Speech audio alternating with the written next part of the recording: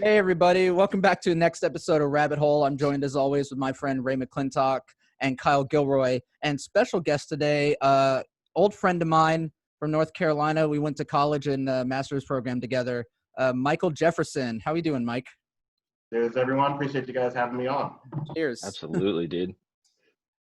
Well, Mike, as a first-time attendee of the Rabbit Hole, how the Rabbit Hole got started was Ray hosted a radio show back at Western Colorado University, and it was just an hour out of the week that we just got to talk about random things going on in the Valley. Then Ray and I quickly found out that we were the most ADHD people in the world, and we never stayed on topic, and we had a lot of fun just talking about random shit. So once I left Colorado, the three of us decided, hey, let's just keep it going, but put it on YouTube. So that's kind of just what we're doing here. Mike, do you want to give us a quick little introduction? Tell us about yourself. Sure. It's an interview. It's an interview, yeah. As I said before, this is his application. One of y'all is getting replaced. He's wearing a tank top. Showing up. I wore my suit and tie and have my little bow tie. Yeah. No. The muscles was a good choice. We need to add some. We need to add some. Okay, fair enough. That's a good call. But yeah, I'm Mike. Most people refer to me as Mike or Mike J. Like I said, I know Will from our days back at Western, but what it seems like, from what he's told me about the rest of you guys, it seems like we're all have fairly similar backgrounds and interests. So I think, for me, I'm mostly really big on sports. Wherever talking sports, I can definitely go there.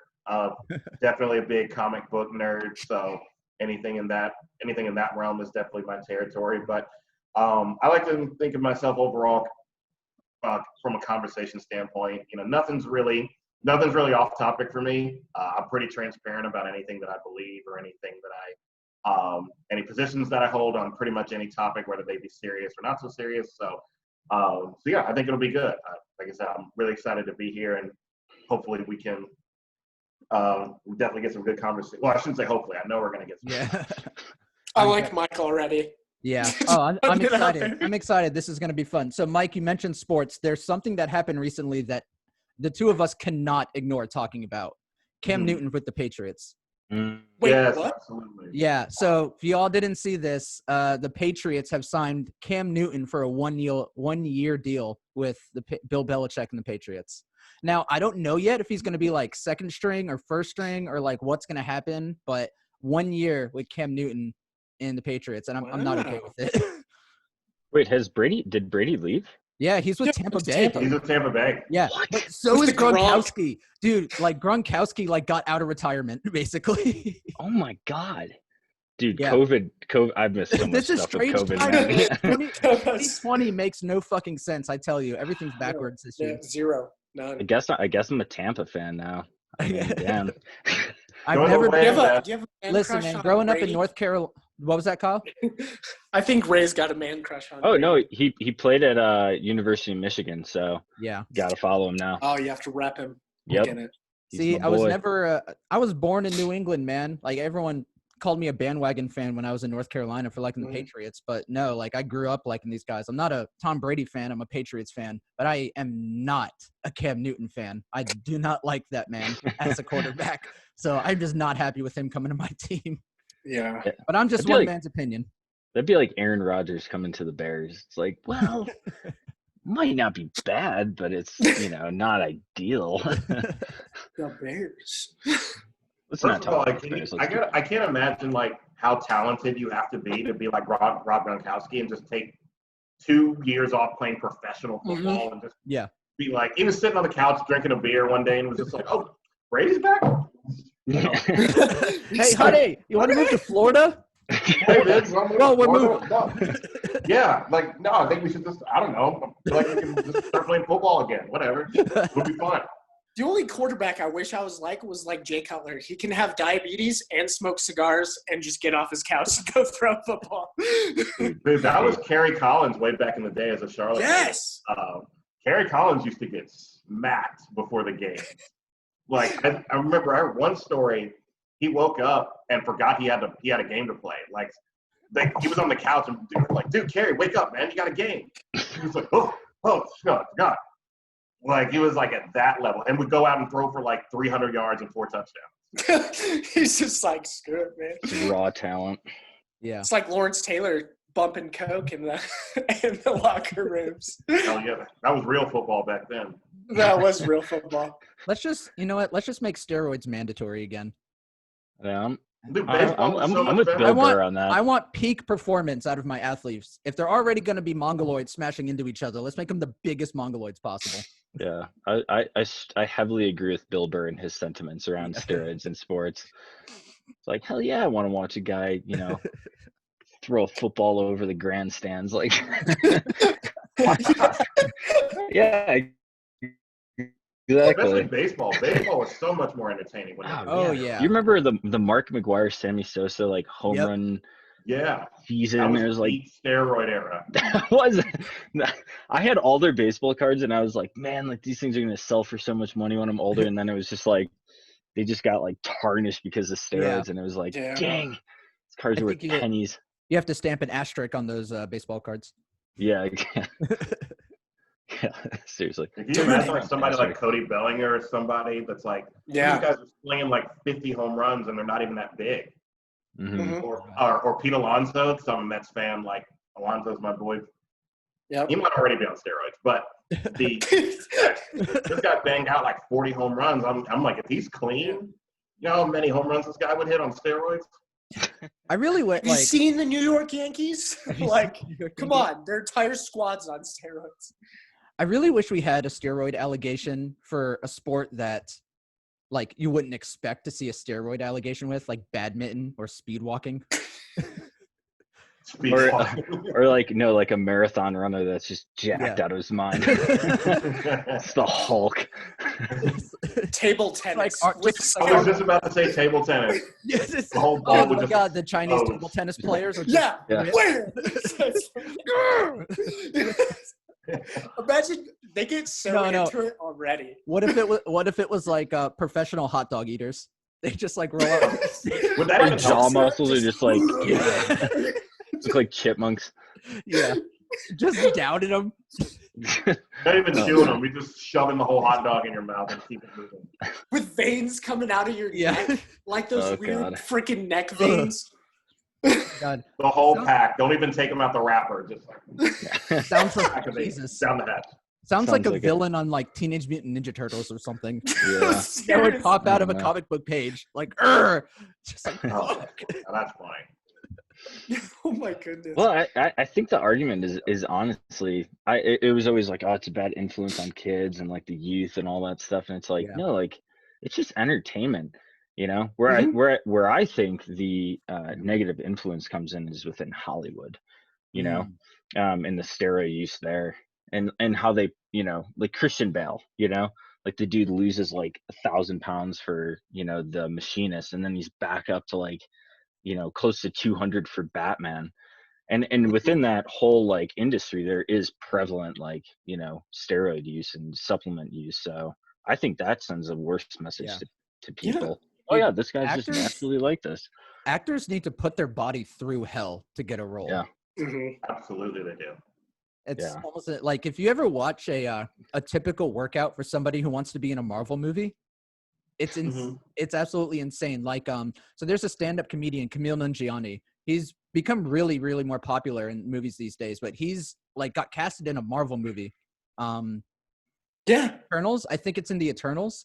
And he was not like a jacked guy. He's a stand-up. No, and he was on like the cover of Men's Health for like how his body changed to get just to be probably just a side character in a Marvel movie. I love his face because it's such an average Joe face. Yeah, it just doesn't look right. Oh my God, Camille Nanjiani is hilarious. His stand-up is spot fucking on every time. Yes, I haven't seen it every time. Oh, he's hilarious. He was in he was actually, speaking of Marvel characters, he was in a movie with Dave Bautista, the actor who plays Drax. What was the name of that movie? It was called Stuber. It was the dumbest movie. He was an Uber driver named Stu. So the movie was called Stuber. That's basically the plot of the whole fucking movie. He like accidentally has to take a cop to solve a crime, and then hilarity ensues. Is he the Indian actor? Yes. Okay, I know who you're talking about now. Yeah, he is hysterical. Absolutely. I was trying to put a face to the name. And when does Eternals come out? Is that next year? No idea. Probably next year. I know they pushed everything back. I think Black Widow's pushed back to November. Yeah, Black Widow, I think, was the only Marvel MCU movie that was supposed to come out this year that I remember. Yeah, I think you're right. Yeah, they pushed it back. They should just put it on Disney Plus. Seriously, no, because they must have already been. It was already supposed to be out, wasn't it? Set for May or June or something. Mm-hmm. It was supposed to be out in May. Yeah, why not put it on? They put everything else on Disney Plus. Also, Disney Plus is slacking. There hasn't been anything new worth watching on Disney Plus in a long time. Mm-hmm.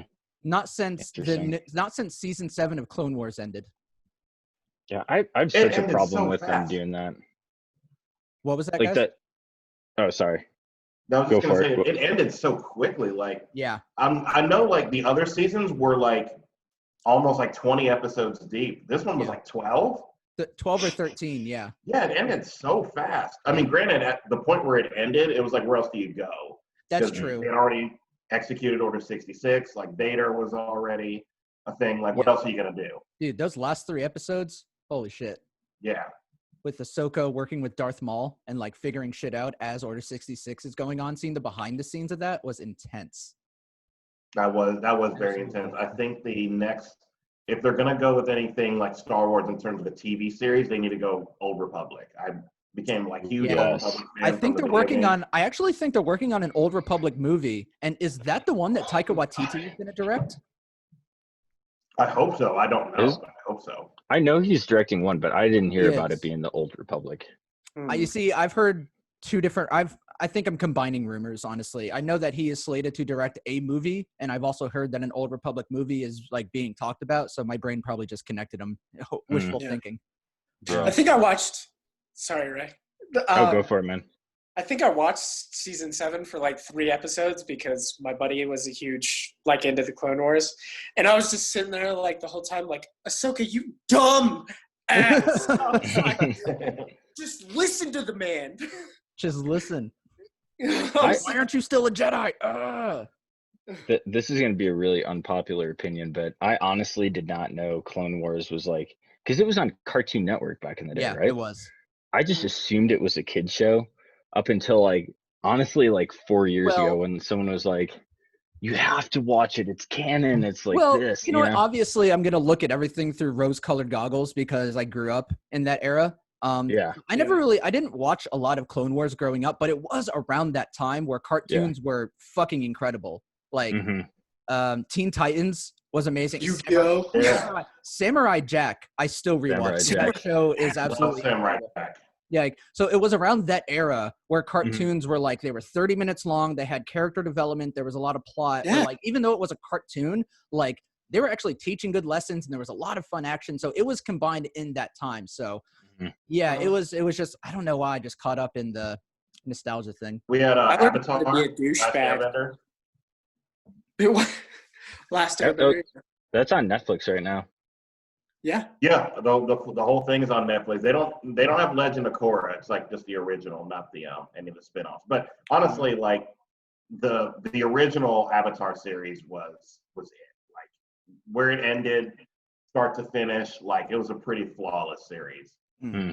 Keeves has been really trying to get me to watch it.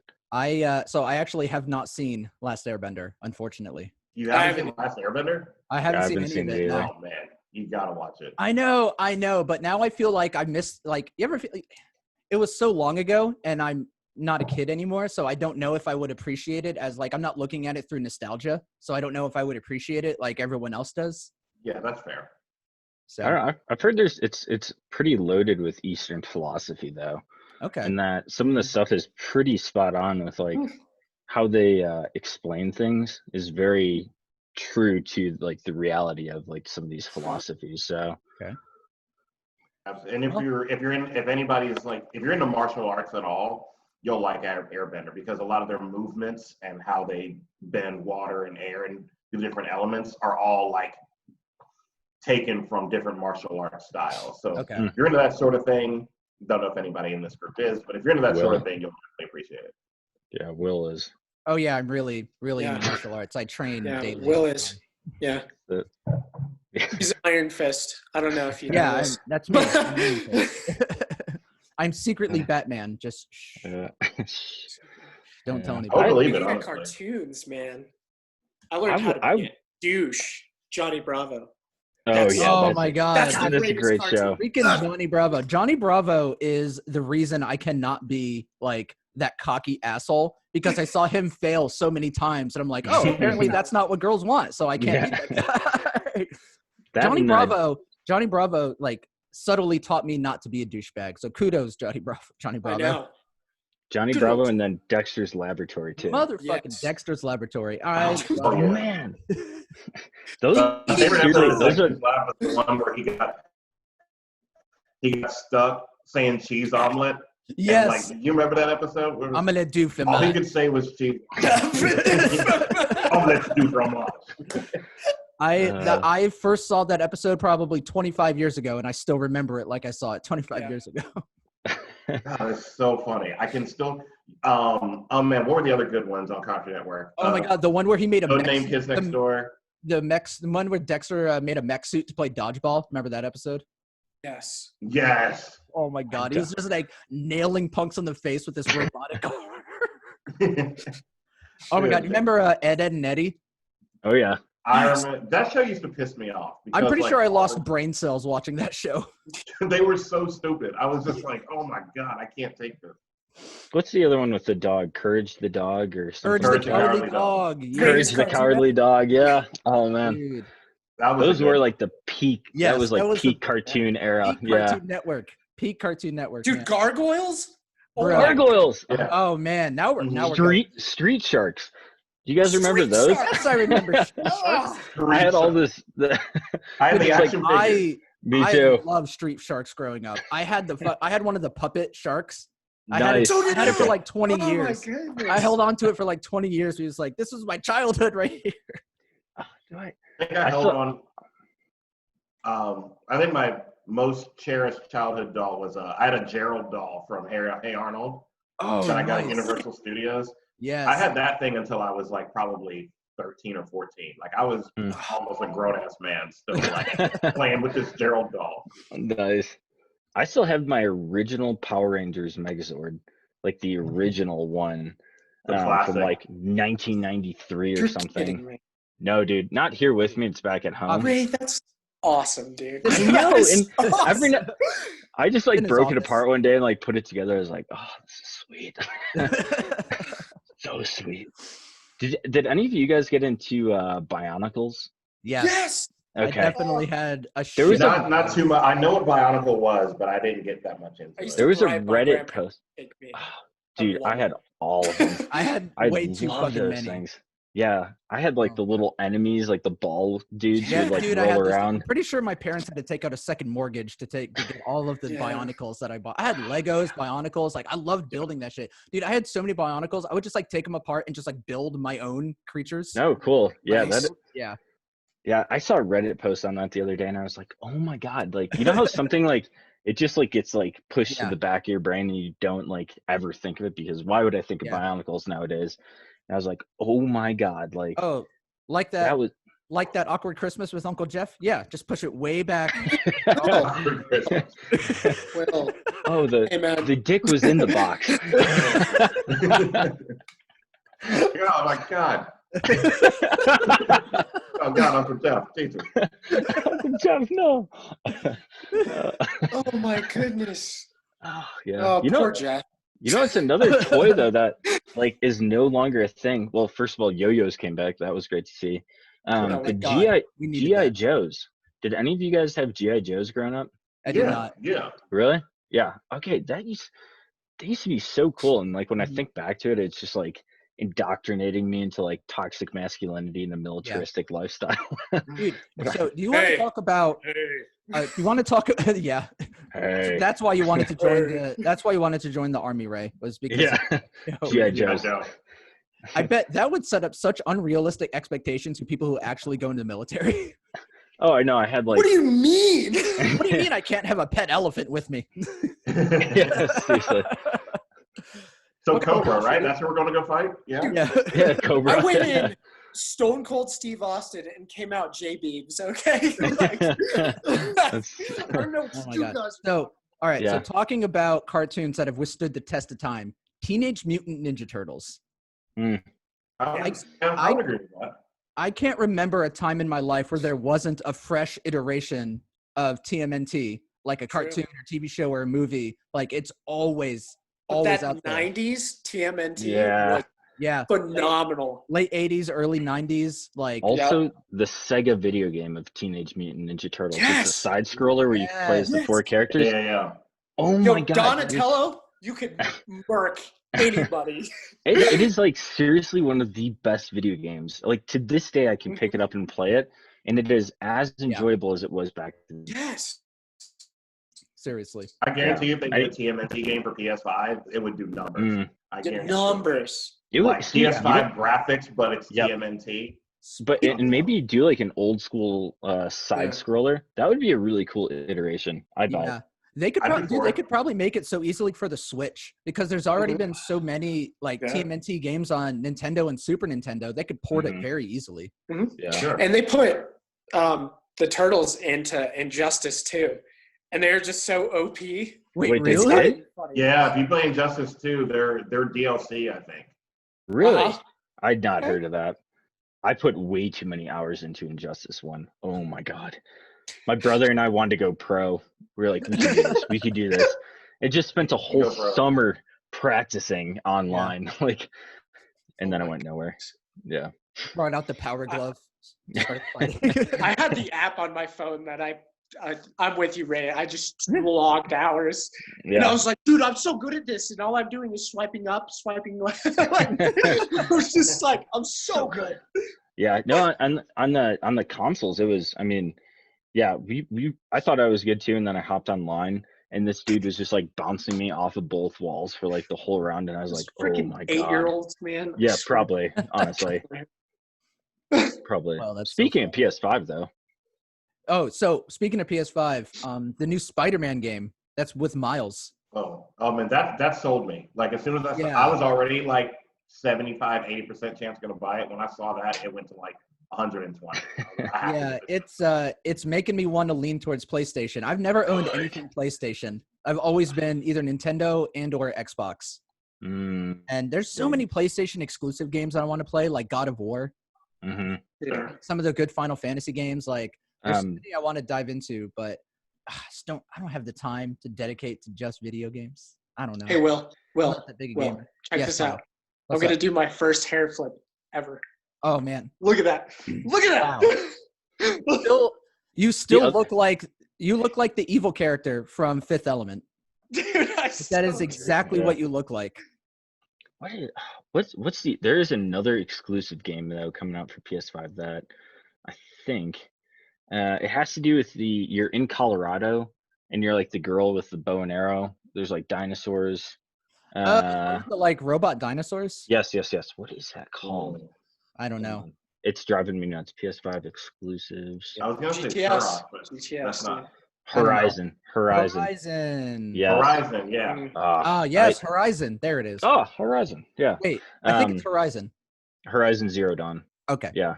That's going to be an exclusive, and that is, I think, that's going to sell a lot of people. And then Demon Souls, dude, is coming remastered to PS5 as well, which I don't know if any of you are super big Dark Souls fans. No, am I the only one? I've literally lost my soul to that game. The Demon Soul, that was on PS3, and then it went down to the Crossroads Soldiers. Dark Souls, that was like college years I got into that game. They're hard as hell, but Demon Souls was the hardest. And they're reporting it and remastering it. I think it's gonna be so the last time I actually played video games was the John Madden edition. That's the last time I played video games. Really? I'm so torn if like video games are like, obviously everything in moderation, you know.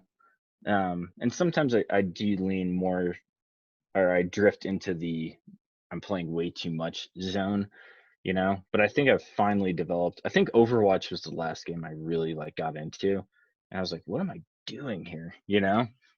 Like I'm just pouring hours of my life into this video game, and it's so like ethereal. There's nothing to it. Like I can't like say I'm good at this video game, because like the second you delete it or the servers go down, it's like all that work is just like gone. You know? I'm not a really jealous of Kyle.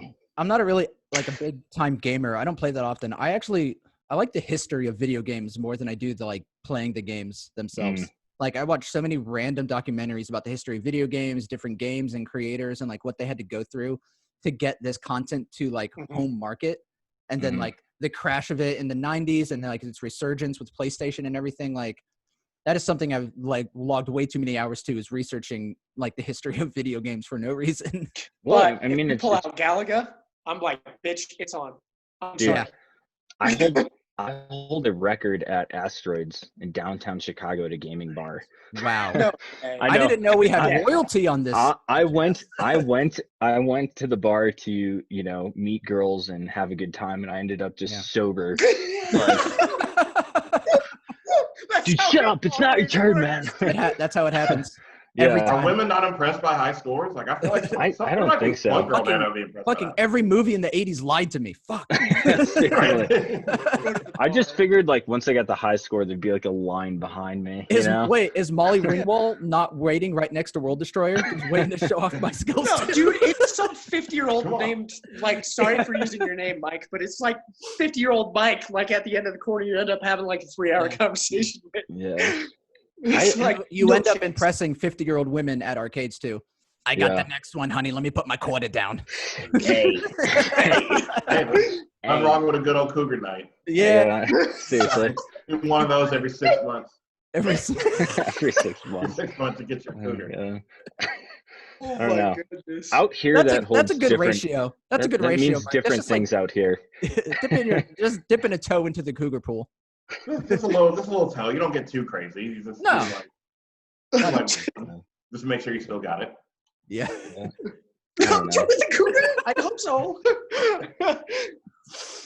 Oh man. Yeah. I don't know. I don't know. Like some video games are like truly an experience though. You know, and I think what's changed in video games too, I'm gonna go down the rabbit hole on this one. Like N64, Sega, PlayStation 2. I would say PlayStation 2 is the last one where all of my memories with video games, I was sitting and playing with someone else. Like I was playing with my brother, I was playing with my cousin. I had friends over and we were trying to beat levels. You know, like it was a very social thing. And then with PlayStation 3 and just online gaming starting on PC, like it's become more and more detached. And I still definitely seek out those games. Like I like Minecraft because it's like you hop on the mic and you sit and like you have a conversation like we're having now, but you're like building this world. It's like Legos for adults. But there's definitely been a negative trend in gaming where it's like you're just a number in the system, like Call of Duty. Like the lobbies are just constantly rotating, and it's like there's no social interaction. It's like I think video games need to realize that is a huge draw, is like doing something cooperatively with someone else. Yeah, and some of the communities can be a little toxic too, like with shit talking and everything like that. You're looking at a toxic online game right here. You are the toxic player. You should ask Ava about some of the Overwatch and like Call of Duty matches. I'm gonna kick your ass. Well, I'm 25, and I probably will talk to your brother. No, it's you know, video games, like they put you in a state of fight or flight, and so like your brain is confused, and I find myself when I play these online, you know, shooters and stuff at a super elevated combat level, you know, where Ava will like ask me a question and I'm like redlining up here because of the stress that my brain is under. And so when someone makes a mistake in an online game, it's a video game, and it's easy afterwards to like detach and be like, that was stupid. But in the moment, it's like, Will, I told you to hold the left flank. We just got the match. Like, this is real. We're in war, Will. You need to perform. Oh, the way friends, even guys in the same room as me, not even online. Like, there'd be a guy sitting next to me. We'd be playing Call of Duty Zombies or something, and if you screw something up, and I can't get my guns. Oh, man, what the fuck are you doing? Like yelling at them. You get a remote controller right to the side of the face. Yeah. Like, what the fuck? What? Like, Kyle, you were never invited again if you don't fucking get out there and start killing zombies. Dude, they would always threaten that too. Dude, get out of my house. Yeah. I'm like, dude, it's Get the pack-a-punch. We are not friends. Yeah, get the pack-a-punch. Kyle, we are not friends anymore. And you know what? Recess is going to be really awkward tomorrow if you don't get your shit together. Oh, man. Yeah, that Twitch wasn't a thing when I was in like the height of my gaming powers, like between the ages height of your powers. And his ultimate form. Between the ages of like 15 and 21. That was probably when I was but like back then, I know Halo 2, the best ranking you could have online in like deathmatch was like rank 50. Like if you're playing a guy that was ranked 50, you were playing like a straight assassin. But I was like 42. So I was like pretty far up there. Like you had to have a pretty solid kill death ratio and like you had to be pretty successful in that game. So like back then I feel like I could have had a Twitch channel and like I was good enough to where people would watch my stuff and be like, okay, because you're not going to be successful on Twitch unless you're just outrageously funny at being bad at games, like a rage quit kind of dude. Yeah. Or naked, apparently.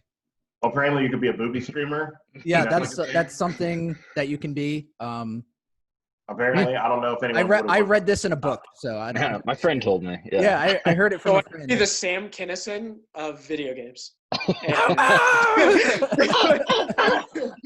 Oh my god, that's a great idea, dude. I need to find somebody with a flawless Sam Kinison impersonation and get them a Twitch channel now. Or just create a soundboard of like Sam Kinison like lines, you know, every time you die. Yeah. Ow, ow, ow, ow. Oh god. Yeah, I wish Twitch was a thing when I was gaming too. Because I agree, Mike. Like once you turn 21, it's just like your performance is downhill. Yeah. I mean, when I booted up this recent Call of Duty, it had been a minute since I'd played online, and I was like, whoa, like these like straight up little kids are wrecking my shit, like in a humbling and ego destroying way, like you know, and that used to be me back in What's the day. Absolutely crazy is like just online gaming in general. Like the fact that you can boot up a console and talk with somebody halfway across the world and play this game is insane. But also we've had it a lot longer than people realize. Like there were secret missions that you could do in the Super Nintendo Zelda game. Like you'd like if I think it was Japan only, and you like had to like read it in a magazine to figure it out. And it was like a certain time, certain day, and you plugged into internet with your Super Nintendo, and you had like an X amount of time to like complete the mission and get something. Wow. There's like random videos on YouTube about it, so it's been around like longer than we think. Because I always thought that online gaming started with like Xbox. Like that was the first console. It was like, oh, you can go online with somebody else nearby. Like there's no more LAN parties. Like that's kind of cool. But no, it's been going on decades even before then. I think the dawn of like true online gaming was like PS2 Xbox. So for sure, like that was when it came to mainstream. And yeah, I remember plugging into freaking like weird. I had like a DSL port that I actually ran through the electrical outlets in my house to get, you know, to play SOCOM 2 and things like that. And it was that was, when I think about it, we were like those gamers who I was playing with, like we were on the cutting edge of technology. It was kind of cool, you know, all of us are of the similar like generation that we've witnessed the rise of technology in a way that we've never seen before. I mean, we were born at an amazing time in history. Oh, no, see like the computer revolution really kick in and like take off, you know? Because when we were kids, it felt like games were more marketed towards like younger people, like elementary, middle school kind of kids. You know, like with Super Mario and Super Nintendo and that kind of stuff. And then now it's definitely, and for a while now, once the online gaming thing kind of started, that became more mainstream. It seems like now we're marketing our gaming systems towards more like grown people. Like grown men are the targets of like a lot of these games, and I'm suppose women too, but it seems again now it's like teenagers and I suppose you might see a 10-year-old in a Call of Duty lobby, but like the guy, that one guy that's got like a 36-2 kill death ratio or something, he's probably like 17. Yeah. Like, then these are the guys that are running train on it. Which back in the day, like video games were like a kid thing, like a young kid thing. Mm-hmm. For a while, yeah, but there was also some early controversy in the 80s about video games being way too violent. Like when Doom came out and his graphics were getting, like Mortal Kombat being one of the bloodiest games of all time at that time. Like even Nancy Reagan came out and it's like, we need to put a label or like a system to like rate video games. That's how we got the, made for team or mature content, stuff like that. Because before then there was none of it. Like programmers and designers were able to just make whatever game they wanted to and sell it to whoever they wanted to.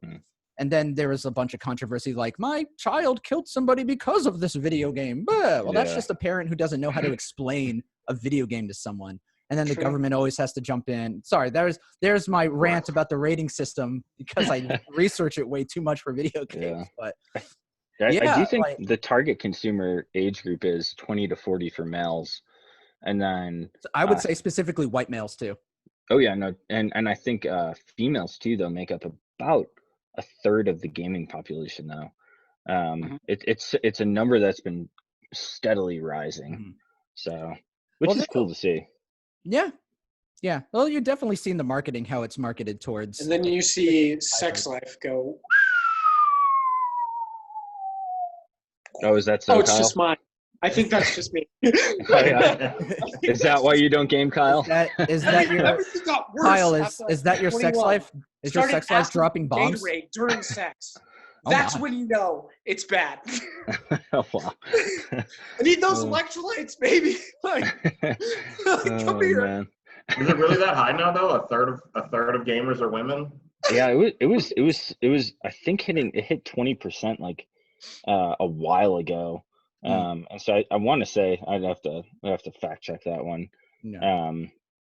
But it is a substantial amount of gaming is now females online as well. So awesome, because I remember back in the day, like it used to be like all male lobbies, and that one girl would come in, and God forbid she like used her actual voice online. Once everyone realized it was a woman, it was like everyone would just go after her relentlessly. Like her own teammates would be trying to shoot her. Like, what are you guys doing? And this is it. Like, this is how I'm going to get a girlfriend right here. It all started with those virtual pet games. Damn it! Like so those things were awesome. I am like DS. Oh, sorry. I'm looking online. It looks like it's actually it's almost 45% now. Whoa. Oh wow, that's almost 50-50. Yeah, exactly. That's awesome. Yeah, but that's I was the whole comment about being a female in the lobby. My wife plays Call of Duty with me all the time, and she is definitely better than me now. And like people shit talk her, and they'll make just absurd genital comments, and then she'll mic up, and it's like, actually, I'm a chick, and it's just like silence. Gotcha. Gotcha, bitch. There's such a disparity for women playing video games. Like they only make 0.75% of the experience points that men make into playing an average video game. Wow, Will. Will.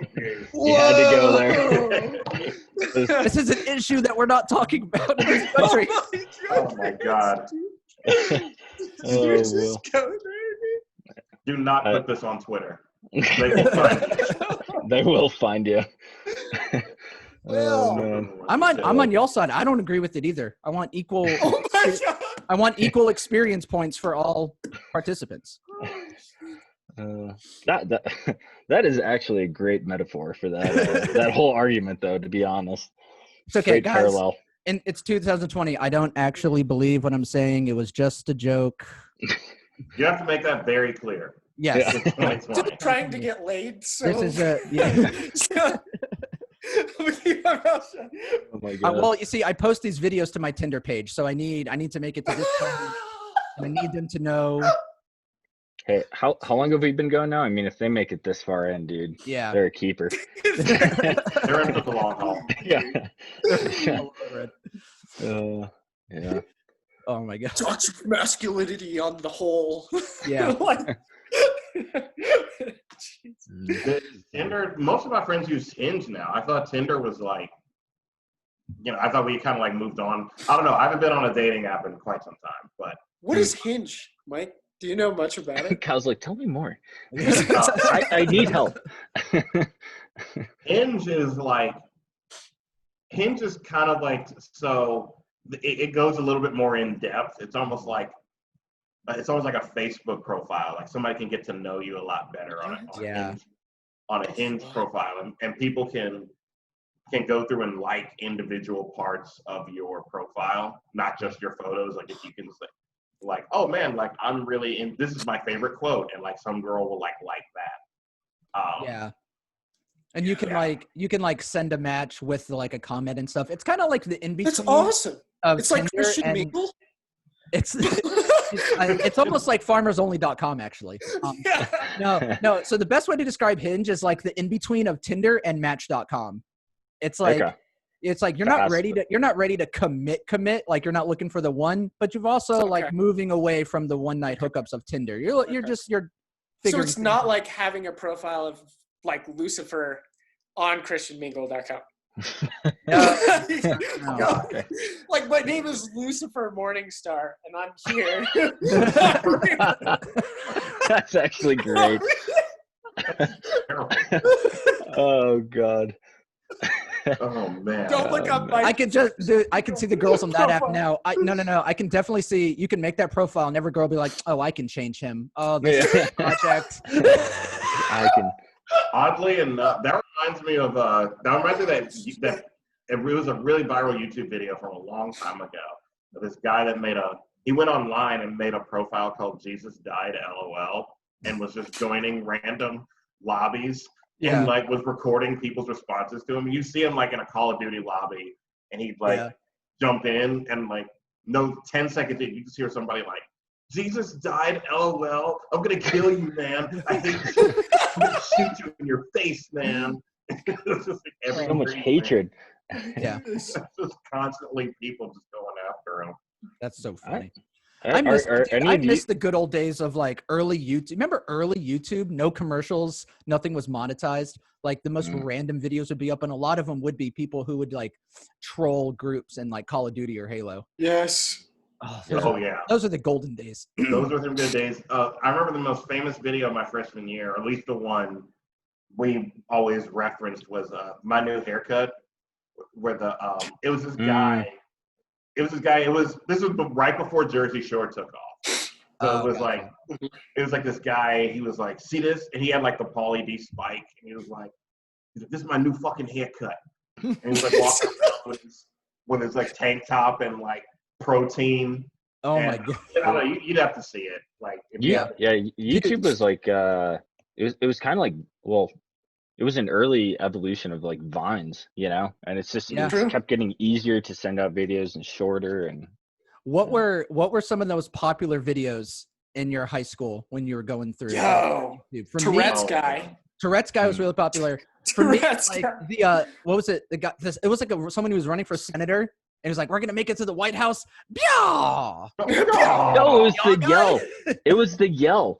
Wasn't it the yell? It was it was the yell that killed Dave his Chappelle, whole. Dave Chappelle did it. He went like, "We're gonna go to the White House." No, Dave Chappelle made fun of it, and that just like blew up. Everyone in my high school. All the GOAT videos too. All the GOAT videos. GOAT videos. He would like stop class and just go, "Yeah!" Just stupid shit. Let's see. Also, there was the Maya He, that song. Yes. That guy singing it or whatever. Yeah. Maya He. Chocolate Rain. Scarlet Takes a Tumble. I haven't seen that one. Huh. The one where the big black chick is like singing, and she stands up on the table, and then she like, oh my God, yes. No. And it I was almost like, dude, everyone's seen that video. It almost slices her in half. That reminds me that one was famous. of the greatest video on YouTube ever of the girl that's showing how to like blow a cucumber or something like that. What was her name? I don't know what you're watching. No. I don't think that sounds like a deep dark corner. Trick. Yeah. The grapefruit trick is the greatest video, hands down. Okay, I'll have to safe search private. Go back and watch that this for one, research purposes. I would like to APA cite 2 Girls 1 Cup at the end of this. Oh my God. Was that YouTube? No. Is that YouTube?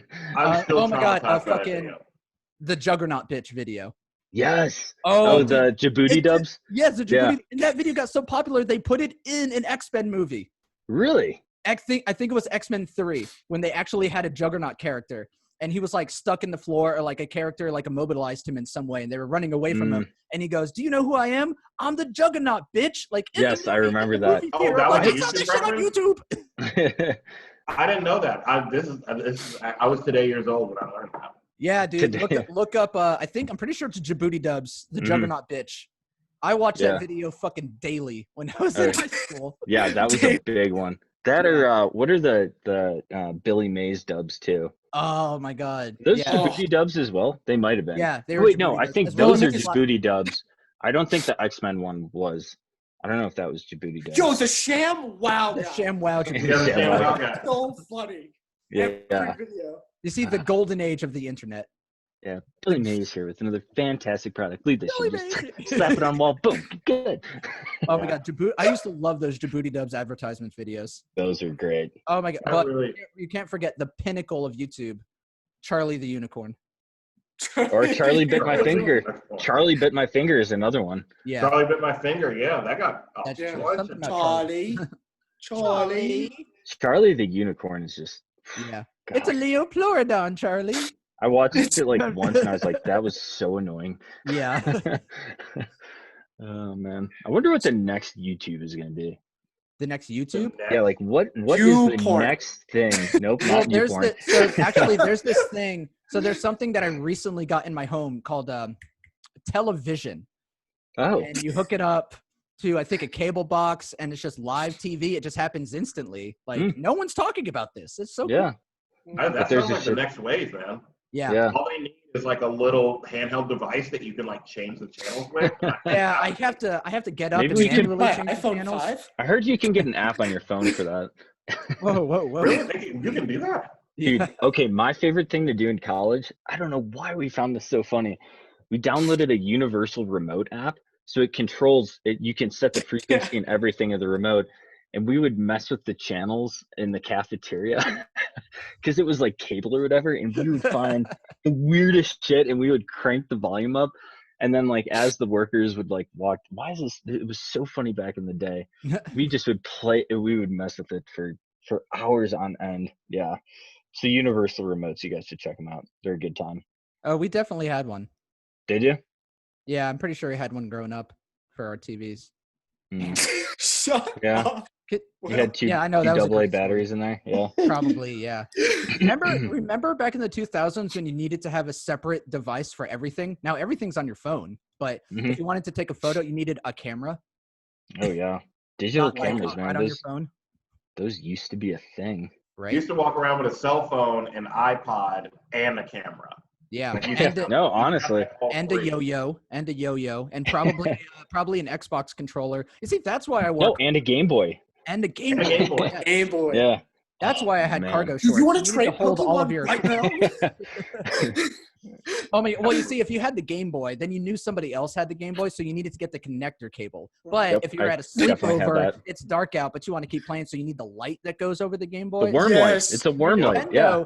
Nintendo had that secondary market system fucking locked down. I know. I was an avid consumer of their products. Yeah. That was the only way to collect all the Pokemon. You had to have that connector and trade with people. You needed to get both. You needed to get both versions of the game if you wanted all 151 or whatever it is. Dude, you could trick out a Game Boy. You could get like the adapters on the side. You could get the lights. You could get, like at the end of the day, your GameCube would be like, or Game Boy would be like this fucking big. Yeah. Pokemon Silver is still the best game in my mind. Silver was pretty good. Yeah, that was the pinnacle of Pokemon for me. It was the peak Pokemon. That was peak Pokemon. So, speaking of Pokemon games, they're remaking Pokemon Snap. Like, there's a new Pokemon Snap coming out. I heard about that coming out for Switch, right? Switch, yeah. It's for Switch. Why would there be a Snap? Like, why? Why do that? Because Snap? kids. because kids love it. Because it was a big hit on N64 and they're It was reviving. And that was eerily addictive. Like when you saw the commercials, you were like, "Oh, this is kind of stupid." And then when you rented it or you bought it, you were just like, "Oh my god, I can't stop doing this." When you went to Blockbuster to rent it for the weekend. Yeah, you had to go to Blockbuster, rent it for a week. Oh god. Because then like the rare Blockbuster Pokemon runs. would like Yeah, fly across the screen. I haven't had cable for a while, probably like 2 years. And in Connecticut, I do, and I keep seeing commercials for GameFly. I didn't think that company was still around. I didn't think people still rented games. Yeah, that's weird to me. GameFly still a thing? It is. I keep seeing commercials for it daily. Like they're not out of business. Well, you live in Connecticut, so It's like the last state is like running in. Yeah, it's like the some single states blockbuster in the nation running still. Yeah. That's Connecticut's version of the last Blockbuster. We have the last GameFly. No. I can't believe that's a thing because you have a Game Pass now. That Game Pass, you can do everything online, and you really don't even have to go to the store anymore. Like on Xbox, you can go to the Xbox store, just buy a game. It downloads it for free, or not for free, but you pay for it. It downloads the whole thing to your hard drive, and when you get sick of it, I don't know. No, I think brick and mortar are gonna. I don't see the in the long run they're just gonna struggle. And if you have to do anything with digital media, you're screwed nowadays. You know. And even Best Buy and stuff, it's like Amazon is just like ripping them off at every corner. Damn you, Jeff Bezos. Jeff Bezos. Yeah. He seems like a nice guy. No, He's he a doesn't. Nice guy. No, yeah, no, I'm kidding. Not at all. That crazy eye scares me, man. Him, Elon Musk. I don't trust any of them. Really, Elon Musk? See, I think Elon Musk, man, he's the real deal in my mind. Do you think he's the real life Tony Stark? Yes, I do. I don't know. He's a Yeah, it's really true. I would not be surprised if he had a full-on suit in the next like 5 years. Yeah, probably. I mean, he's like, hey, there's a problem, boom, I'm gonna fix it, and like, you can hate on the guy. Like he might not be the coolest guy in the world. Or what if he invested all the money that he's using to try to get to Mars? What if he put that money back into Earth and try to invest in Earth? Here is my that's a very typical like rich person thing to be like, oh, this is broken, I'll just throw it away. What about the rest? You know what? Get the March. Here's why. Real quick. Here's why the space program is so important, because that technology that we develop to like go to the moon or to go to Mars, that directly gets applied to our society. Like those ventures that we go on are not totally meaningless, and I think it's intrinsic to human nature to explore our surroundings. And I could go on a whole tangent about the future of tomorrow and how that has been diminished into nothing in modern day society.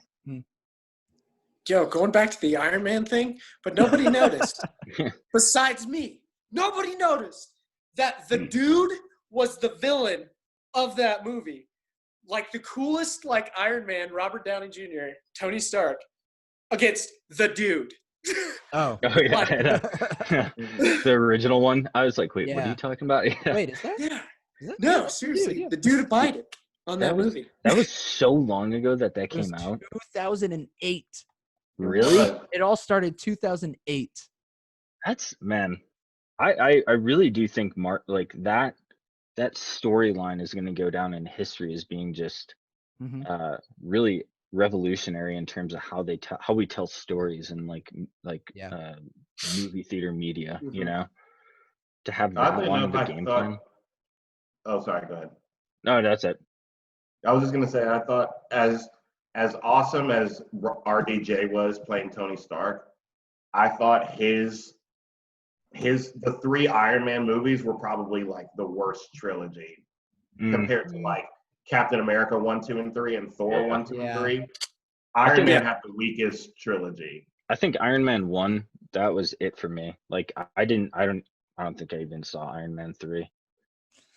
Yeah, Iron Man 2 was. Yeah, you're right, Mike. Those were probably the weakest of the true trilogies. Mm-hmm. Yeah, true. Yeah. Tony Stark, his character kind of annoys me, to be honest. We're too similar. Yeah. Just like super intelligent. Oh yeah. But no, it's that ego he has. It just is like I get so frustrated with them sometimes. Yeah. Well, what ego would you have if you were the smartest man in the world? I would be so humble, dude. It'd just be like No, you crazy. wouldn't. No. Hey, I know you too well. No, you wouldn't. I would just figure out ways to fuck with people. Yeah. All right. Well, okay. Here's a question for y'all. If you could have 2 superpowers, what would they be? Oh, teleportation or time and space. I feel like that encompasses one power. Yeah. Like being a master of time and space, meaning I can stop time, I can go back, I can go forward, and then being a master of space, meaning I could basically teleport. I could go from A to B instantaneously. Okay. That would probably be super useful. Yeah, probably. Do what? Probably. Yeah. Being omnipotent seems pretty useful. Yeah. I mean, you kind of would be omnipotent. Like, it's like, oh yeah, I know everything because what superpowers do you want? I just want to be God. Can that be my superpower? I'll just be God. Yeah. That's basically what you are. If you can control time and space, you can control pretty much anything. Yeah. Mike's the kind of guy. What 3 wishes would you have? Well, wish number 1, unlimited wishes. Wish number 1, I want to be God. Yeah. Like Aladdin, you dumb bitch. That movie should have been 5 minutes long. Oh God. Yo, 2 superpowers: matter manipulation and super speed, dude. That's it. That's it. Because huge dick and can use it super fast. Wow. To quote Will, 2 inches is hell at 90 miles an hour. Yeah, there you go. I've used that so many times since Will said it. The one time I was like, "Oh, that is." Hey, you're welcome. That is great. It's a great line. You're welcome. Hey, well, you know what, Ray? You got to work. You got to work with what you got. You know. Yeah. No, totally, man. Let's see. 2 superpowers. Dang. Yeah, Mike kind of stole my jam with the whole time and space thing. Oh. Really the only one you need, honestly. Yeah. You know, I would do honestly, the time and space that's it. I would go with like Captain America level strength too. Yeah. You know who? Okay, my favorite superhero is Thor though. Like. Okay. You know, just kind of having that like demigod like strength, but you're not a full. I guess he is a full god, but he never really like flexes it when he's on Earth. So. Except for being the only one that can lift that hammer. That's a pretty big flex. Captain America. That's true. Except Vision. Actually, Vision and Captain America. Vision and Captain America. Yeah. Both. I loved an Endgame where they like switch the hammers and Thor goes, "No, you get the little one." Yeah. Give me that. You get the little one. One of my favorite ones. Okay. Here's another little jump though. I cannot wait for the new Guardians of the Galaxy with Thor. Yo. Yes. That is going to be so good. As Guardians of the Galaxy, man. That is going to be like those little like snippets in Endgame were some of my favorite parts of that. Like those 2 movies, because the dynamic between Chris Pratt and what's his face? I forget it. Helmsworth. Yeah. Is it Chris? Chris Hemsworth? Chris Hemsworth. Yeah. Hemsworth. Yeah, that's Hemsworth. Yeah. Hemsworth. Yeah, they kill it on screen. It's so funny. They just like capture their personalities perfectly. He's not that big. Like, No, you're definitely talking with a lower voice. You may not have our ship today, sir. Dude, I think one of my favorite characters in the entire series is Drax, though. Yes. It's just so dry and to the point. The one that kills me is when they're on the spaceship and he's eating potato chips. He's like, I am invisible. How long have you been standing there? An hour. I've mastered the art of moving so slow, I become invisible. I see you. You're eating. No, I'm sure I'm invisible. Hi, Drax. I also like some of the first Guardians of the Galaxy lines of Drax are great too, where he's like, you know, they can't, his species, you know, they can't perceive like sarcasm. Yeah. He's like, it'll go right over his head. He's like, my reflexes are too quick. Nothing goes over my head. I have great reflexes. Those are awesome one-liners. Yeah, and Dave Bautista kills it in that role too. For sure. He really does. Yeah. Those are my favorite. Yeah, he is my favorite part of Guardians. Rocket kind of gets annoying though. Not gonna lie. Yeah. Really, I like Rocket. That's just me, though. He does have there are some moments where he's a little overbearing, especially in the second one. Like, they ramped it up. It makes sense of where they were going, like the cathartic reunion almost thing that they had with, the blue guy. What was his name? Chris Pratt's dad. Ronan. Ego. Oh, Ego. No, the one who could control the stick with his whistles. Oh, Yondu. Oh, Yondu. Yeah. The like interaction with Rocket and Yondu at the end of the second Guardians of the Galaxy, where they realize they're like the same person. That was a pretty powerful monologue, I gotta say. Yeah. I really like that scene. I understand Rocket's place within the whole series. You know what I mean? Like, you need it for balance, but I've played D&D with a person who has been very Rocket-esque in his mannerisms, and it was like, oh my god. Yeah. I also think the R2-D2 element of Groot is very underrated. Like, he's just constantly saying shit that you can't understand, but everyone else can understand him. And you have to think about what he's saying based on how people react to him. Yeah. In the context of the situation. Oh my god, in fucking Infinity War, where he meets Captain America for the first time. I am Groot. I am Steve Rogers. Or in the beginning of the movie where they're on the ship and they're like, Groot, put that game away. He's like, I am Groot. Whoa, wait. Got some sap on you, kid. Got some sap on you. Oh, man. Well, no, I heard that, who is it? Vin Diesel. He actually got the script of what Groot was saying. So when they were recording those lines, he could add the emphasis on like certain words within that phrase. Isn't that cool? Yeah. That is cool. It is interesting. Yeah, and it's such a cool storytelling mechanic too, because like us humans are constantly filling the gaps and stuff. So to put like that puzzle, that like social puzzle right in your face constantly is so, dude, that's like, awesome. I am Groot. I am Groot, and then it's like, wait, you speak Groot? Yeah, it was an elective on Asgard. This might be an unpopular opinion, but I never really I like Gamora as a character in terms of like maybe her development, but I just never. I'm like, what makes her special? You're like a space Black Widow. Like, I don't know what. Yeah. Is really good at fighting, and like you can use a bunch of different weapons, and like, okay, that's cool, but it's like, what's your power? Like, is it super strength, speed? Yeah. Like, what is it? I think it was just her connection to Thanos. Yeah. You know? Yeah. Well, I feel like everybody has super strength.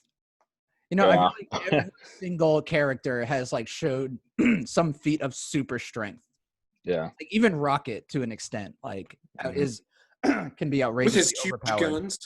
Yeah. I do like that aspect of Rocket where he just like pieces together stuff and it's like making a nuclear like launching device. With just the tape in his pocket. Yeah, exactly. It's like, do you have tape? No. One of the cooler scenes at Endgame too is when there's like the opening scene where Thor and the Hulk are fighting Thanos, and he's just like, dink, you know? Yeah. Oh yeah. Oh, so that's what super strength looks like. Okay, gotcha. Understand. I would like to see Superman versus Thanos. See who wins. That'd be a good fight. Superman versus Thanos? Oh yeah. No, man. Superman. No, we're going Marvel versus DC. Thanos versus Darkseid. Oh, from what I've seen, Darkseid would whoop his ass. Without the ring, like straight up fighting, without the stones, Darkseid would annihilate Thanos. Yeah. Well, he is a legitimate god. He's a new god. Right. Like, yeah. But you're exactly right. Without the Infinity Gauntlet, because at the Infinity Gauntlet, like, he's overpowered. Like, he probably just wins, doesn't he? Yeah, he's OP. Like, with a snap, one finger. I don't know. But Thanos isn't. He's like an Eternal, but like a mutated version. Yeah. I think that's my understanding of what he is.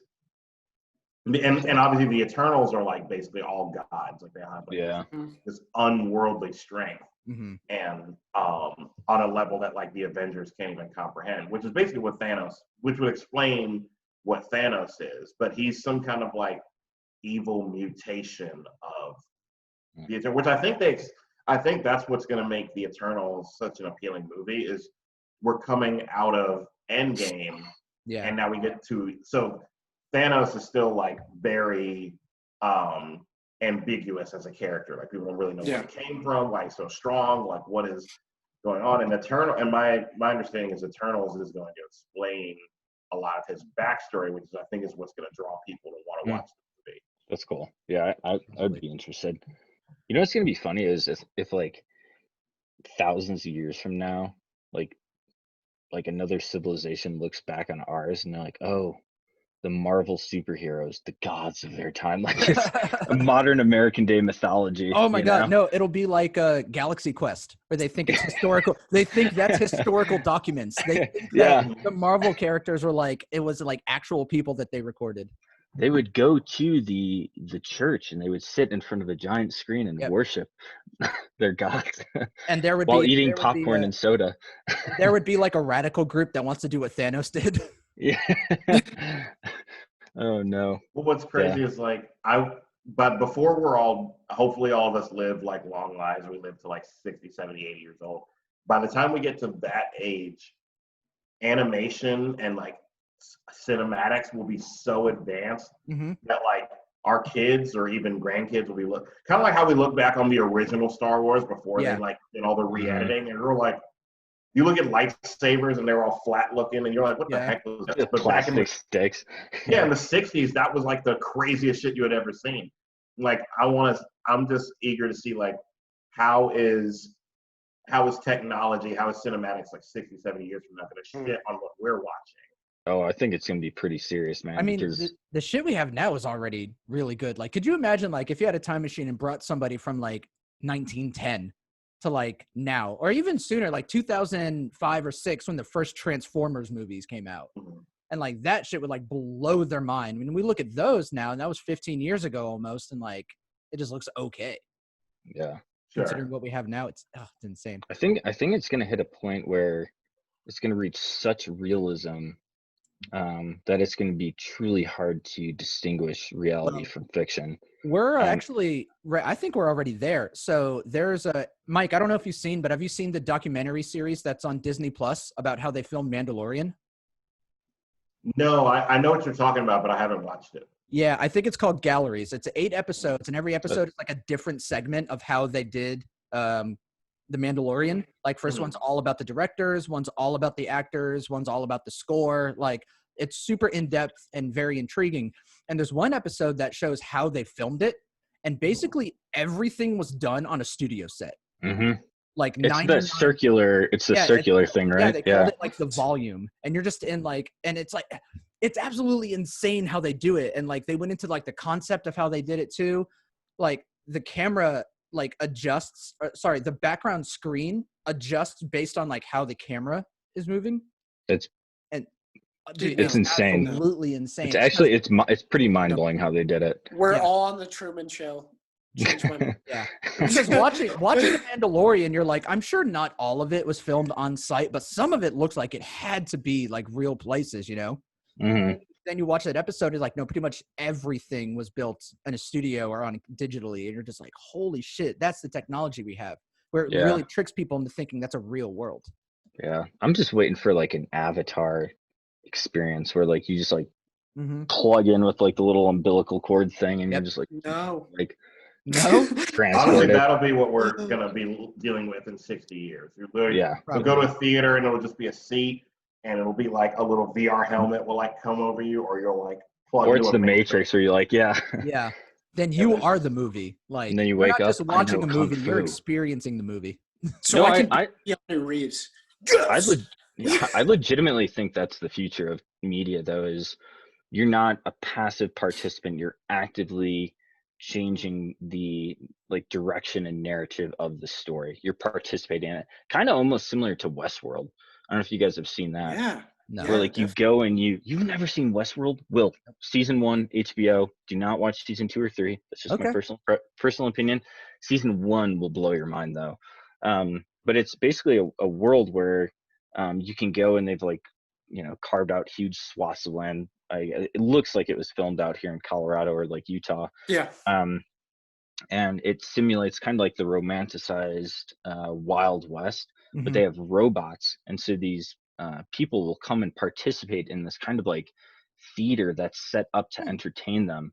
And within it, I mean, you're so many ethical dilemmas, moral trials and tribulations. It's fantastic.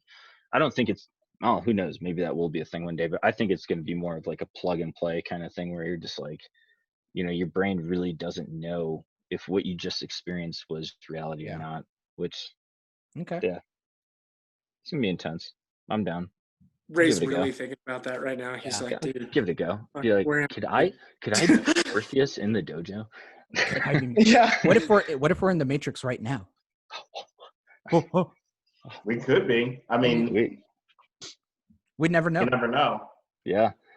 VR is some real shit. Like, I remember working at Verizon, and I got to try out one of the really, like, the original VR headsets, the one that, like, you had to take your phone and, like, put it in the headset and do that. Like, that was like the really early versions of it. And, like, oh man, you're looking around. There was like, there was a guy, he was a Samsung rep. He like came by and he was like, oh, try out this VR. And he uploaded this Avengers program.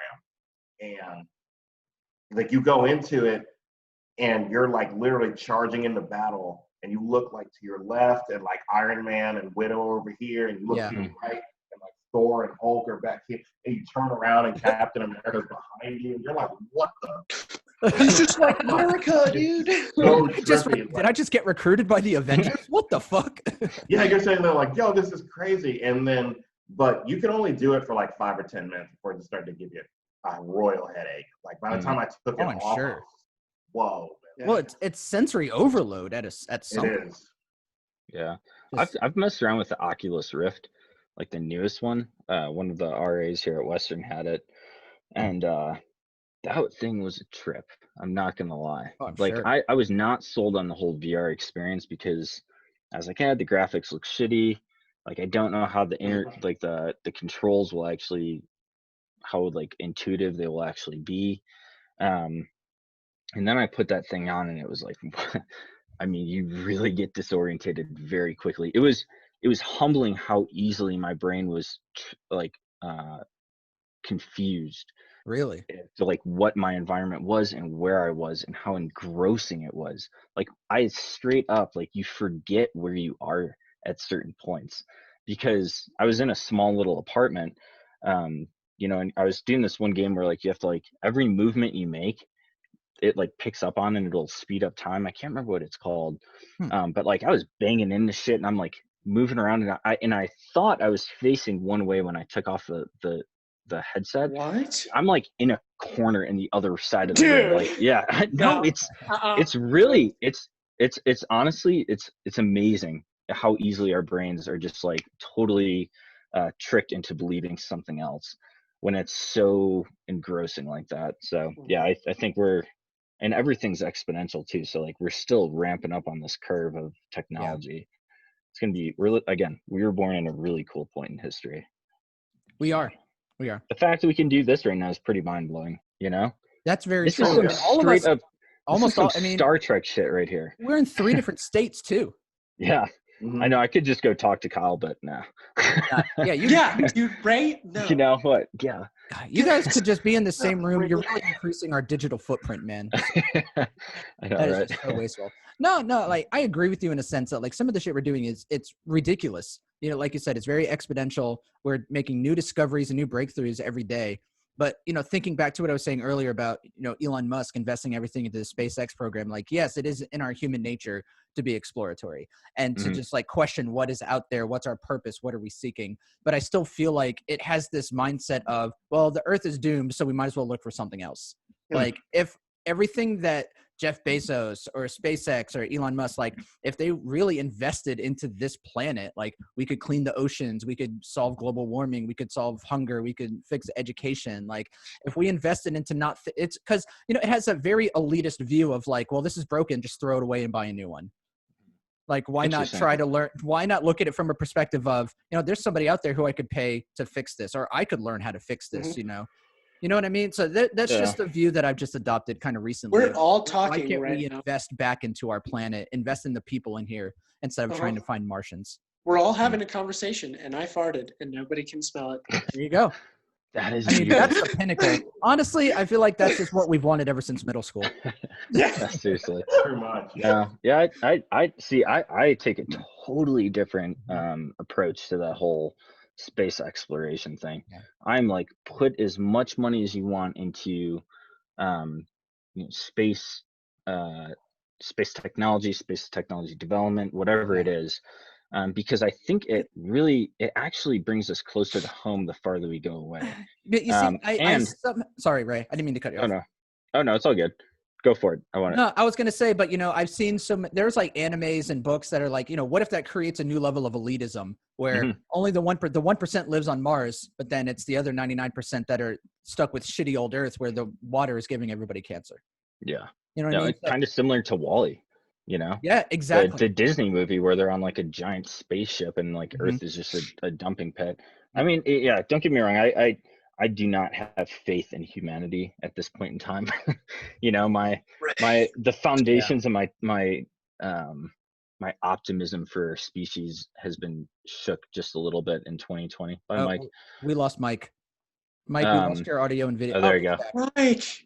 My bad, still here. Just had to run. Typically, that's what happens to Kyle. Check a snap. Come on, man. That damn, Mike, that damn UNCW Wi-Fi. Oh, I know. Yeah, I think we need that like vision for our species. Like, hey, like, we can keep moving forward, and technology and exploration are intrinsic to our growth as a civilization. And I think, don't get me wrong, man. I mean, you look at like the pandemic here and how much money we've just dumped into, like, what did I see the other day? It was like in Toronto, they have globes now that people can do yoga in and swear. And it's like, really? So we've been having homeless people live out on the streets for the last how many decades, and you can initiate this overnight? I think there's a gross imbalance when it comes to how money is, what would you call it, distributed to different like sectors and everything, and certain social initiatives. But at the same time, to discount space exploration, I think is, I don't know. I'm a big Carl Sagan, like, I don't know if you've ever watched any of his videos or no. Okay. He's pretty he's a poet, man, and he ties space exploration into his poetry. He's also like a renowned physicist, don't get me wrong, but he's very poetic about everything. I highly recommend.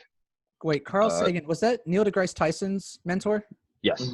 Okay. He was the director of the New York Space Institute.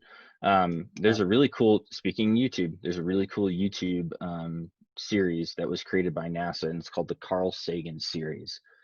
And I swear to God, dude, that first video gives me goosebumps and like almost brings me to tears. It's so beautiful because it's so prophetic about like where we're going and why we need to like continue this like human search and exploration together. So yeah, give it a shot. It's I'm telling you, they're like little 3-minute videos and they will like blow your fucking mind. Togetherness is my whole philosophy on life.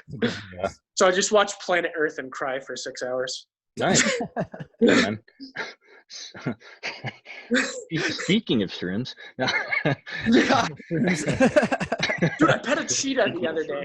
Dude, you were in Colorado. Like, I know, but it happened, man. I felt it. I felt the cheetah. Its fur is so soft. So are we actually like trying to like legitimately like go to Mars, or is this like, what's this space exploration thing? Like, what's the end game here? I mean, universal Elon Musk dominance. That's what the end game is. SpaceX.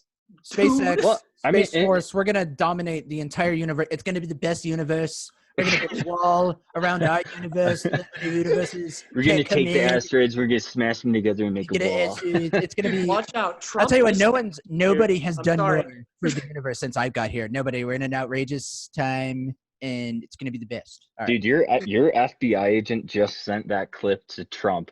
Good. That's his running. Great. That's his game for the 2020 election. Great. That's awesome. Yeah. No, FBI agent has my vote. Yeah, I've heard Elon Musk talk about like, okay, to create a climate on Mars, you need to nuke the poles, and then you create enough like disturbance in the atmosphere that you can start developing, the proper gaseous atmosphere that we need for like life. kind of like kickstarting its atmosphere again. So I don't think Elon Musk is Ultron. That's literally the Age of Ultron plot. I mean, hey, dude, there's science behind it, though. Ultron did nothing wrong. Elon Ultron Musk. Yeah, I don't think colonization has been like truly talked about. I mean, we've talked about a base on Mars, and using drones and stuff to continue exploring it. But I mean, ultimately, if we keep, if our population keeps increasing at the rate it is, like we literally need another planet. So it hits that point, Will, where it's like, okay, like, what do you do with the population? Like, Earth can only kick out so much, and so then at what point do you have to start looking for other resources? And when you start looking at, I think I've talked about the different classes of civilizations before. I think it was last week. Yeah. Just maximizing the energy here on Earth is one of those stages. And I think with getting to Mars, we'll learn more about how to do that here on our own planet. So, yeah. Maybe. I don't know. Maybe not.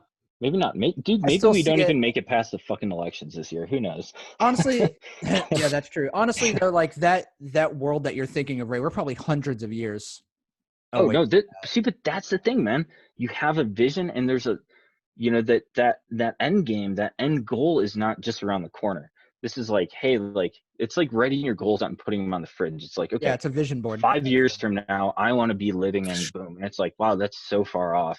Same with humanity. Like, we need some sort of like a milestone or a marker to see that we're improving. Otherwise, like, what are we doing here? We're living. What we're doing here is we're living our life. Like, I don't know. I have a different outlook on life, that things just kind of happen. It's really chaotic. Like, the fact that this planet even exists is a fucking miracle. Like, we have to be the perfect distance from the sun, have the perfect conditions for life to form, and then 4 billion years later, we have Zoom. Yeah. I mean, like, it's not, like, I don't know if there's any clandestine destiny to planet Earth. Like, we just got lucky as shit, and we just so happen to be sentient life forms. Yeah. Well, I mean, when you take the universe and you have something that's even 0.00001% possible, you're going to have it happen potentially hundreds, if not thousands of times because of how big everything is. So no, I get you. Like, yeah, it's super rare that we're here. I wouldn't say it's a miracle, because that like blends scientific and religious rhetoric together. Fair enough. That's a good point. I think it's super rare. And yeah, I mean, don't get me wrong. Like, there's probably some meteor that crashed into Earth at the exact right time, and now we had the proteins that we needed. Then lightning struck that water pool, and boom, you have like single cell life. And now we're talking on the Zoom about and it. then there's a 1 in 7 billion chance I'm gonna get off this podcast and eat some fucking ice cream. And then there's another universe where yeah. No, I get you. Now we're gonna talk. Now let's talk about multiverse theory. We have time. Dear God, not multiverse. What's it called was such a disappointment. I thought, oh man, what's his name? Jake Gyllenhaal. I forgot his character in the Spider-Man movie. I know who you're talking about. Mysterio. Mysterio, yeah. I thought Mysterio was supposed to be the introduction of the multiverse, and I was like, oh, this guy's just like really good at like CGI. Yeah, that's like his whole thing. I'm just really good at computer programming. I was like, oh, cool. Like, he's like just a really like OP special effects guy. That's awesome. Yeah, but it was actually kind of cool how they tied it in with the rest of the Marvel movies, because it had like characters who were like anti Tony Stark. Because like Spider-Man is like kind of in the MCU, but kind of not also in the MCU, because he's still on Sony. So there's this whole battle going on behind the scenes that'll never be resolved. Yeah. Sony will hold on to that character with its dying breath. Oh yeah, Sony is just, they play hardball at every turn. Yeah, they're doing the same thing with Minecraft and Microsoft right now. It's like, just God. Yeah. What are you doing? I wish they would let him go, because the Tobey Maguire movies, like, obviously we all grew up on those. Spider-Man 3 was pretty terrible. We don't talk about that. Worst movie. Terrible. I think most people forgot that the Andrew Garfield Spider-Man was even a thing. Like, I think most people. That was like a little blip. Yeah. Yeah. Yeah, it was like, oh, that was kind of weird. Like, that was. That happened. 10 years from now, no one's gonna remember that was even a movie. So I'm not sure. I think Sony just understands the market value in owning Spider-Man. in general. And obviously, they got this Venom thing. We don't know where that's going. Venom doesn't seem to have any kind of direction to it. It was just like, oh, that was a one-time cool movie. Like, I don't know, is there some kind of plot to this? Is there? Well, it kind of bombed too, didn't it? It what? The one with Tom Hardy. Yeah, Tom Hardy. Yeah. Well, It there is going to bombed be a and then it second came one. back. There is going to be a second one with Carnage, and it has what is the name of that actor who's playing Carnage? Woody Harrelson. Yes, Woody Harrelson. Exactly. Woody Harrelson as Carnage is going to be incredible. He's such a good actor, and they're trying to tie it into the MCU. Like they're trying real hard. I don't know if that's going to officially go anywhere, but they're making hints at it. So we'll see. Oh, no. Well, it does seem pretty clear that X-Men is coming to the MCU. That's true. That so from the first part. X-Men by itself can carry the MCU for another 10 years. Yeah. There's so many like spin-offs between like Apocalypse, Magneto, Dark Phoenix. There's so many different angles you can go in that you could just make movie after movie after movie after movie on just X-Men. Yeah. I'm sorry. It died after Hugh Jackman died. No. Okay. And talk about a final movie to go out on. Logan was incredible. Logan was phenomenal. I got goosebumps in the theater. Like that opening scene where he's like, I was like, oh, this is not your average Wolverine movie. No, that was because it was rated phenomenal. R. It was an phenomenal, good, really good R-rated superhero movie. Like Deadpool. Those movies are incredible.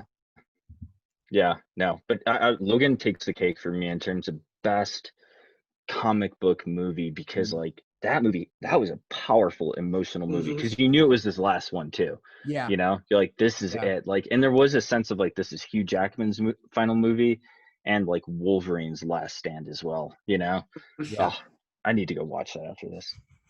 They need to put some distance between it. Like you can't restart Wolverine too soon. You have to give time for a lot of people to kind of separate.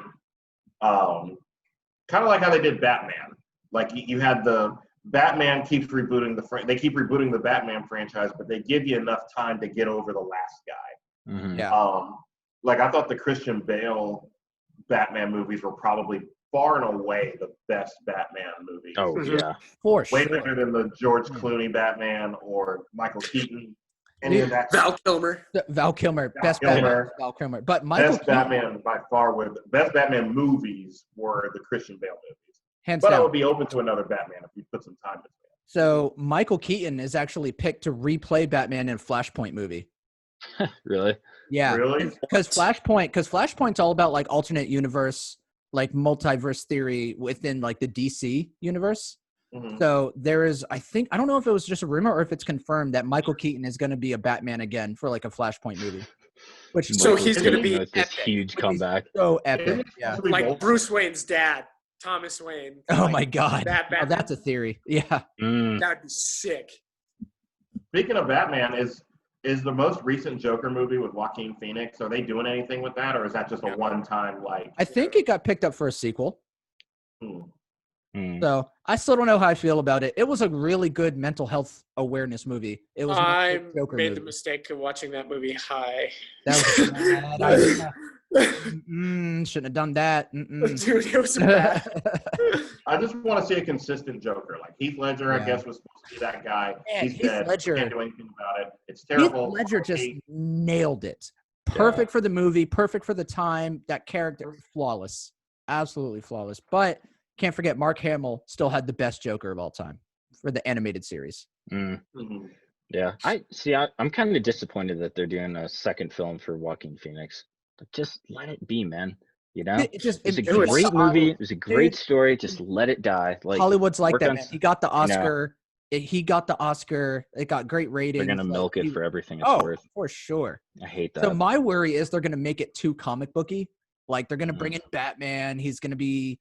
I don't know what's going to happen, but I feel like it's going to be like leaning really heavy into like the Christian Bale Dark Knight type feeling, which is going to be total depart from what the movie's message was. I do not trust Hollywood to make a good movie nowadays. No, absolutely not. Did anybody watch Gotham? I didn't watch Gotham, but anybody? I didn't watch Gotham. Because I know they had a Joker in Gotham too, and I was like, oh man, I wonder how that guy did. No, I guess the fact that we haven't heard of him Yeah. Probably wasn't that good. Well, that show was also more about Commissioner Gordon than it was Bruce Wayne. Yeah, because Bruce Wayne, right. it picks up like very shortly after Bruce Wayne's parents die, and like Gordon is like a young detective, and it's more about like the cases he solved, and it has a lot of nudges of like, hey, do you like the Joker? Well, here's the Joker as a teenager. Well, does he do any like Joker things? No, he's just young. Like he's just there. A young Joker. He was in Gotham. Joker. Yeah, a lot of that kind of stuff. So, dude, speaking of like villains, speaking of villains, I'm sorry, best Lex Luthor was in Smallville. Like best one. Smallville was a pretty good show back in the day. Who played him? It was some random dude who like made his start Kevin on Spacey? No. Now.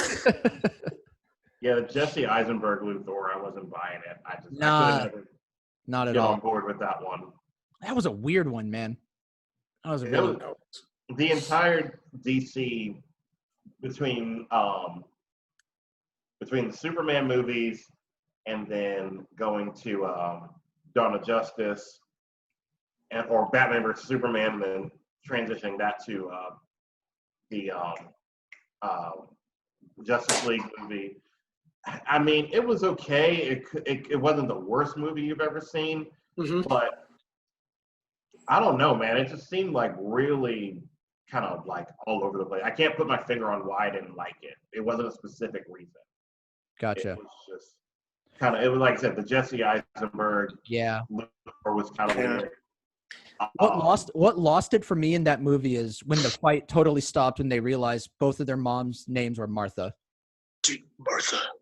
Yeah, like really, that's what did it? Like that was their whole like stepbrothers moment. Did we just become best friends? Become best friends. Stepbrothers. You want to go take down Lex Luthor? Yep. Let's go practice karate in the garage. Oh my god, I forgot to ask you. Do you like kryptonite? Oh man. Yeah, that was super weird. Plus, I thought, and I guess the point of Superman is to be OP, but I thought Superman was kind of OP in Justice League. Very. Yeah. That's like evil Superman, correct? Yeah. Yeah, I can't remember why, but he starts out the movie like against everybody, and they brought him back to life because in Batman versus Superman, Doomsday killed him. Also, spoiler alert if anyone hasn't seen the movie. But that was in the comic books. Yeah. Doomsday kills Superman. He comes back however many years later because he wasn't like dead because he's Superman. He's a god. So they found a way to bring him back, and they did that in the movie. And I guess he just wasn't having it. He was just a mad zombie Superman until he saw Lois Lane. Yeah. So it's what love can do, bro. Yeah, love. It's the message of Interstellar, dude. Yeah, Interstellar. Apparently so. Love transcends space and time. That's the one thing Mike wasn't thinking about with the superpower. Yeah, damn it, I forgot about love. Yeah, obviously, like that needs to be the main. Like that's why I said 2 superpowers, because you have your godly power and then love, just your human moral power. I was gonna say Wolverine healing. That would have been my second. Oh yeah. One too. I could control space and time, and I live forever. Yeah, like it's awesome. Again, this would be good. You just want to be God. Well, who doesn't? Yeah, I know. Nah, dude. Deadpool's super penis. That's what I want. I don't know if breaking the fourth wall is a power that I want, but he does it pretty well. Does it pretty well. Well, I think Deadpool penis is a really good way to put a cap on this. Yeah, seriously. Just title this episode "Deadpool Penis." Yeah, episode 5, Deadpool penis? Question mark. Is it OP? Question mark. Is it OP? Oh my God. Mike, it was a pleasure, dude. Absolutely, man. Dude, Mike, thank you so much for joining us, man. I concur. This was an absolute treat. For sure, man. I appreciate you guys having me on. Anytime, I'd be more than welcome for any future episodes you want to have me on. Just let me know. Heck yeah. Well, I'll take you up on that offer because this blend just works, I think. So we'll see if we can make this a regular thing. But all right, everyone. Thank you so much for coming to the most recent episode of Rabbit Hole. If you like what we had to say today, remember to like, comment, and subscribe to our content and stay up to date. Deadpool. All right. Deadpool. Have a good night, everybody.